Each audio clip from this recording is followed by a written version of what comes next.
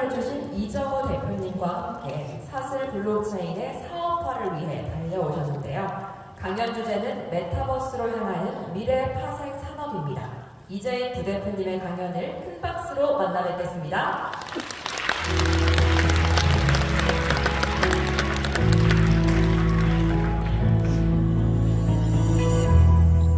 네, 안녕하세요. 아티크레드 대표 이재인입니다.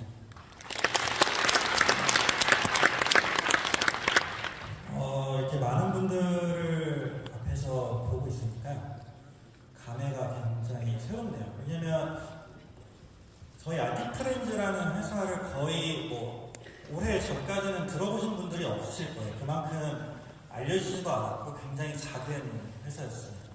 그래서 이정호 대표랑 저랑 아주 작은 사무실에서 몇 날 며칠 밤을 새면서 얘기를 했던 것들이 굉장히 많이 있는데 그 중에 일부분을 조금 말씀을 드려볼까 합니다. 그래서 제목이 메타버스가 들어가 있는데요. 미래 산업을 얘기를 할 때 저희가 메타버스를 빼놓고 얘기를 하기 좀 어렵겠죠. 왜냐하면 요즘에 너무나 많은 사람들이 키워드로 메타버스를 사용하고 있잖아요.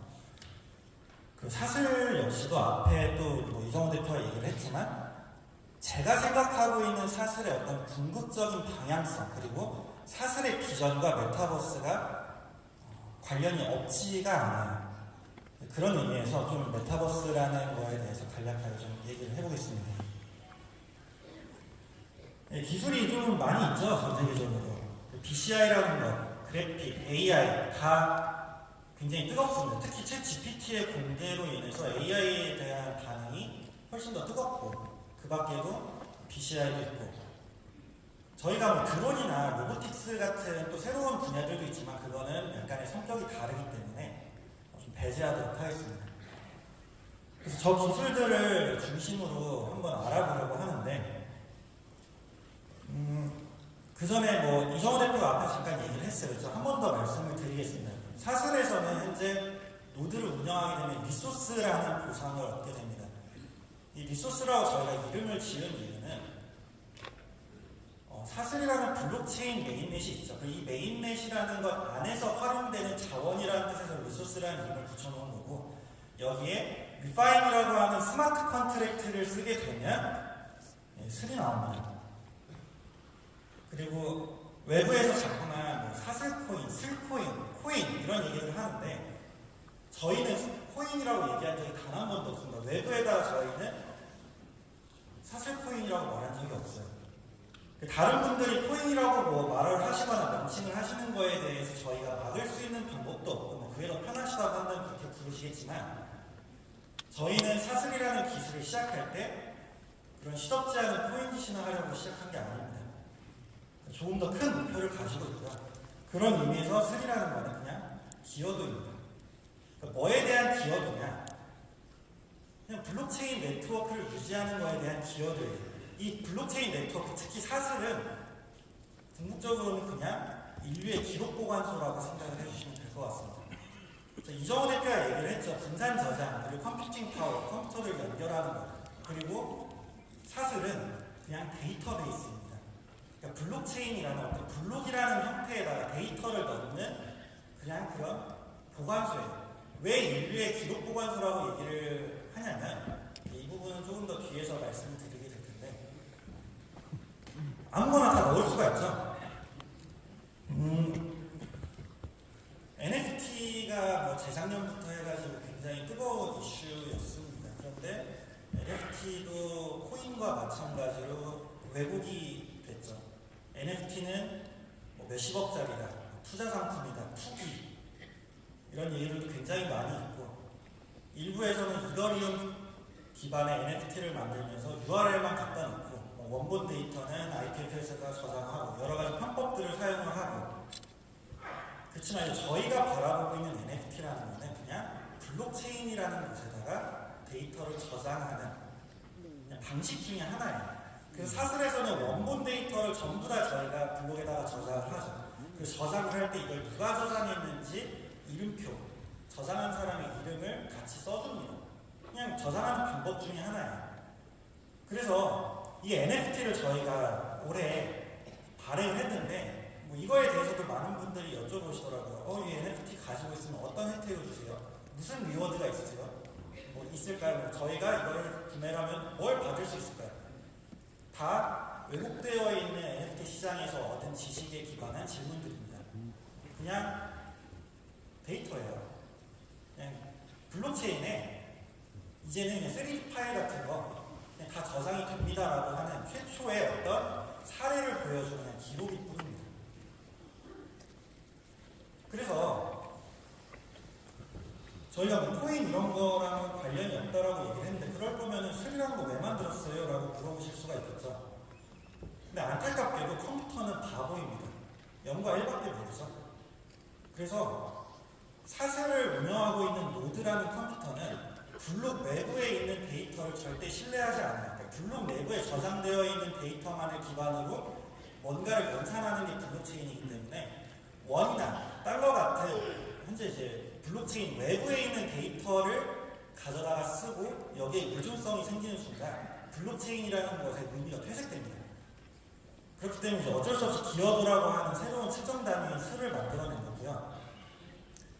데이터베이스라고 얘기를 드렸는데 이미 시중에 굉장히 많은 데이터베이스들이 있고 효율적이고 빠르고 잘 나가는 것들 많이 있는데 왜 아직까지도 연구 분야이고 느리고 불편한 블록체인을 데이터베이스로 써야 되나요? 라고 또 의문이 드실 수가 있습니다.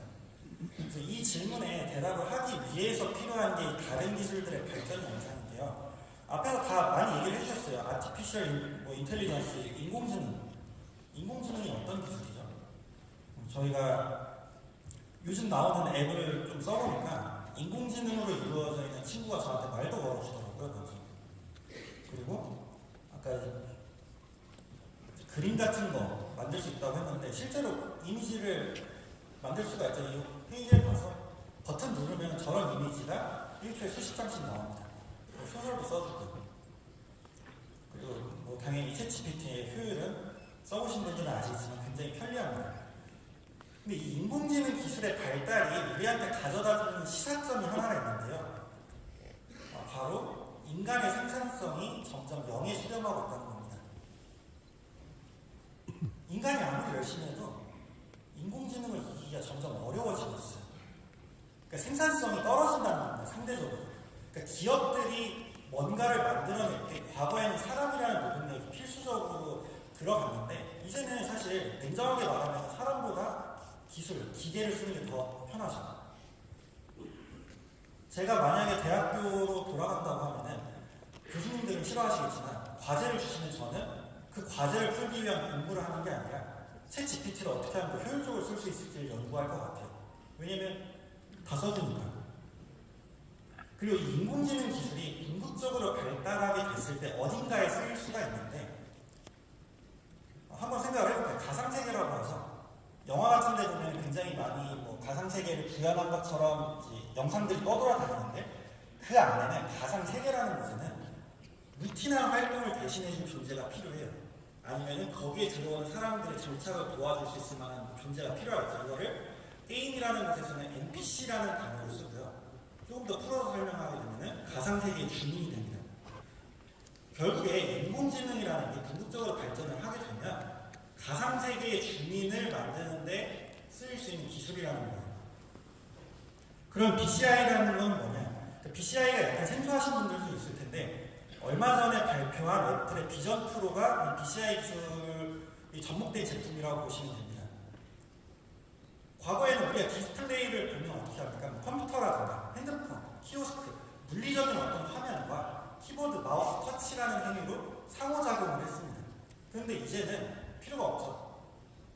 뭔가 허공에 남들 눈에는 보이지 않는 어떤 디스플레이가 나와요. 그러니까 결국에는 이 BCI라는 것은 사람의 뇌와 컴퓨터 세상을 직접적으로 연결시켜주는 기술이고 지금은 저렇게 보기에 따라 다르지만 약간 바보 같죠? 좀 큰 디바이스를 착용하고 있지만 몇 년만 지나면 저 디바이스 다 사라지고 렌즈 같이 굉장히 작은 거라든가 어쩌면 디바이스가 별도로 필요하지 않을 수도 있겠죠. 이 BCI 기술은 계속해서 발전하게 되면 가상세계와 인간을 연결해주는 기술입니다. AI가 가상세계의 주민을 만드는 기술이라고 하면 BCI라는 것은 가상세계와 사람을 연결해주는 기술입니다. 이쯤 되면 이제 눈치를 채셨겠죠. 그래픽 기술. 이거는 어디에 쓰이죠? 그냥 가상세계의 배경을 만들어주는 기술입니다. 이미 언리얼에서는 실사와 거의 구분이 안 될 정도로 그래픽들이 수준이 발달했어요. 저런 그래픽 세상을 BCI라는 기술로 들어가서 직접 보게 되면 그게 가상세계죠. 그래서 메타버스가 뭐냐고 물어보면 저겁니다. 그러니까 저런 기술들이 융합돼서 진정한 의미의 메타버스라는 게 나오는 거예요. 지금까지 말하고 있는 여러 메타버스라는 거는 그냥 파편적인 연습일 뿐이에요. 그냥 뭐 3D 캐릭터, 뭐 귀여운 어떤 뭐 사무공간 같은 걸 만들어 놓고 메타버스라고 하는 거는 걸음마인 거고, 궁극적인 단계에서는 이 메타버스라는 건 가상세계를 의미합니다. 그리고 이 가상세계가 구현이 됐을 때 사슬의 역할은 뭐냐? 아까 말씀드렸던 것처럼 인류의 기록보관소라고 말씀을 드렸습니다. 저장소예요. 데이터베이스. 이정호 대표도 얘기를 했죠. 지금 현재 챗 GPT 굉장히 작은 데이터만 학습하고 있습니다. 왜냐하면 데이터를 저장할 공간이 없어요. 엄청난 양의 컴퓨팅 파워가 필요한데, 그리고 엄청난 양의 저장 공간이 필요한데, 이거를 뒷받침할 만한 단일 컴퓨터가 아직까지 존재하지 않는 겁니다. 그 사슬이라는 이 데이터베이스, 이게 메타버스의 기록을 보관해주는 저장소 역할을 할 거라고 저는 생각을 하고, 그런 의미에서 궁극적인 비전을 가지고 기술을 개발하고 있습니다. 그런데 굳이 사슬을 쓸 이유는 또 없겠죠. 왜냐하면 데이터베이스라고 하는 물리적인 하드웨어도 시간이 지나면 계속해서 발전을 하기 때문에 특정한 기업이 저 모든 것들을 다 구현할 수도 있잖아요. 그런데 사슬이 아니면 안 됩니다. 여러분들 가상세계, 메타버스라고 하는 거에서 중심은 가상이 아니라 세계에 있어요. 그러니까 세계라고 하는 것은 시간의 축적, 시간의 흐름이라는 게 있어요. 가상세계에서의 시간의 흐름이라는 건 데이터의 축적입니다. 데이터가 저장이 되고 이 데이터들이 연속적으로 쌓임에 따라서 시간이라는 게 만들어져요. 시간이 없는 건 가상세계라고 부르지 않는 거죠. 그러면 블록체인은 여기서 비가역적인 시간축을 담당하는 기술입니다. 가상세계에서 누군가가 시간이라는 게 존재하는데 제가 들어가서 일을 했어요. 오늘 가상세계에 들어가서 일을 하고 나왔습니다. 다음날 들어갔는데 문제가 생겨서 하루 종일 돌아갔대요. 누가 이 가상세계를 진지하게 대해서? 제가 들어가서 모든 걸 다 구축해서 가상세계 안에 제 집도 만들고 다 해놨습니다. 그런데 가상세계를 운영하는, 메타버스를 운영하는 회사가 망했다고 모든 회사 사라졌습니다. 누가 이걸 열심히 하죠? 블록체인이라는 기술, 그러니까 사슬과 슬이라는 거는 이 메타버스라는 거에 데이터베이스 역할을 하면서 그 안에서 사람들의 활동을 기록하고 활용하고 또 되돌아갈 수 있는 시간축을 담당하는 기술인 겁니다. 저희가 지금 3차 산업혁명 시대에 살고 있다고 얘기를 하지만 4차 얘기가 나오긴 하지만 아직까지는 3차로 보는 게 적당할 것 같아요. 그래서 정보화 사회라고 얘기를 하는데 정보화 사회에서 중요한 건 데이터죠. 데이터. 우리는 지금 이미 다 인터넷 없이는 살기 어려운 몸이 되었습니다. 그렇죠? 자, 모르는 게 생겼습니다. 누가 요즘에 도서관으로 뛰어가죠? 인터넷 창을 열고 검색부터 하겠죠? 신문, 뉴스, 종이로 보기도 하지만 대부분 요즘에 다 인터넷으로 보십니다. 유튜브, 콘텐츠 다 보고 있죠. 그렇지만 중요한 거는 그 모든 것들이 다 데이터로 이루어져 있음에도 불구하고 우리 사회는 데이터에 대해서 진지하게 고민을 해본 적이 없어요. 자, 개인정보 보호 열심히 해야겠죠. 개인정보 관리를 해야겠죠. 근데 여기 오신 분들 중에서 혹은 인터넷으로 지금 이걸 보고 계시는 분들 중에서 개인정보 보호하고 계신 분 누가 계시죠? 다 개념적으로 얘기는 듣는데 정작 내 데이터, 내가 제공했던 데이터들이 어디에서 어떻게 쓰이고 있는지에 대해서는 다 무관심이에요. 데이터가 그렇게 중요하다고 얘기를 하는데 아무도 실제로 그 데이터를 마주하고 있는 사람은 거의 없다고 봐야겠죠. 결국에 이 정보화 사회라고 하는 거에서 오는 부정적인 반동이 오고 있는 시점이라고 생각을 하는데 모든 게 다 가짜입니다. 다 가짜로 만들 수가 있어요. 별로 유쾌한 얘기는 아닙니다. 그런데 예를 들어 경찰에서 뭔가를 조사를 했습니다. 증거품이라고 제출을 했어요. 근데 이 증거들 다 조작할 수 있죠. 자, 모든 기자분들은 아닙니다. 그런데 일부 기자분들 사실관계 확인 안 하고 그냥 기사를 막 쓰죠. 우리 구글에다가 검색을 하면 1페이지에 뭔가가 막 나와요. 그런데 그 내용들이 거의 다 대부분 부정하거나 잘못된 내용들이 많습니다.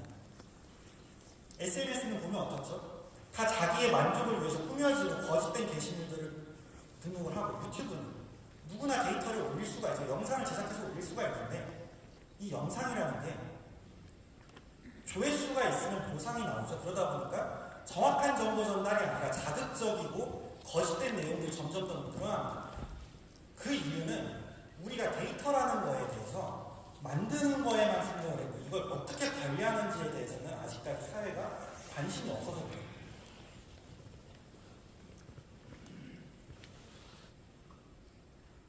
이 생태계를 우리가 뭐라고 얘기를 하냐. 과거에는, 그리고 지금 현재 우리 사회는 플랫폼 경제죠. 다 들어보셨을 거예요. 플랫폼 에코시스템에서 가장 중요한 건 양입니다.